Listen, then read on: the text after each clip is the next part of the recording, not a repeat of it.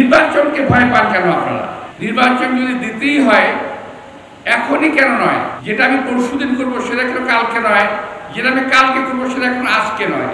যেটা আমি আজকেও করবো সেটা কেন এখনই নয়? সংস্কার করতে করতে নির্বাচন দেরি হয়ে যাবে, এটা অমূলক নয়, এই ধারণা জাতি করতেছে।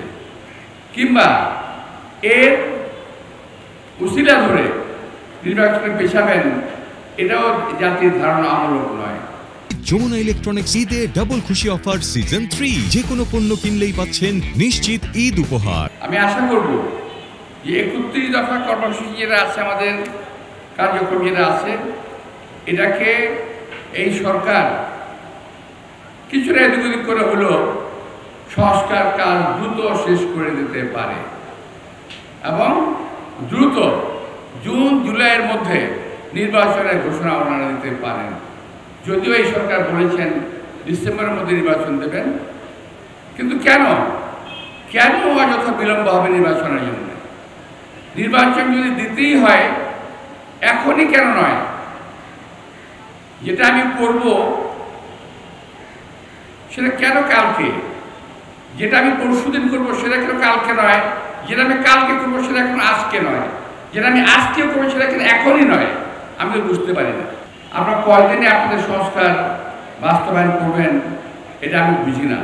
তো আমি এটা বুঝি, সংস্কারের পাশাপাশি নির্বাচনটা যদি দিয়ে দেন, যতটুকু সংস্কার আপনারা পারেন করেন, বাকিটা নির্বাচনের পরে নির্বাচিত সরকার যেই আসুক সেই করবে।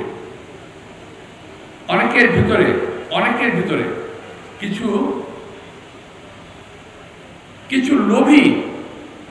কিছু লোভী রাজনীতিবিদ আছেন, কিছু লোভী রাজনৈতিক দল আছে,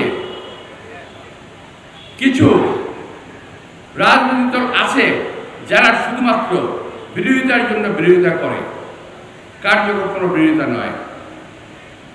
এই দলগুলো পাকিস্তান সৃষ্টির লগ্ন থেকে, ভারত বিভক্তির থেকে শুরু করে আজ পর্যন্ত শুধু বিরোধিতাই করে গেল।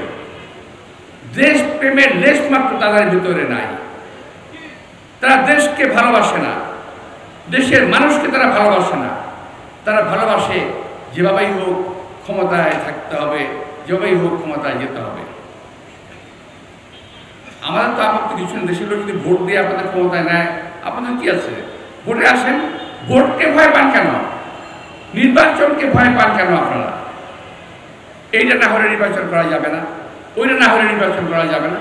আরে ভাই, 17 বছরে বহু নেতার ফাঁসি হয়েছে, 17 বছরে বহু নেতাকর্মী গুম হয়েছে, 17 বছরে বহু নেতাকর্মী খুন হয়েছে। এই 17 বছরে এই মঞ্চে যারা আছেন, মা বোন সহ সকলেই কম বেশি বহু লোক জেল খেটেছেন।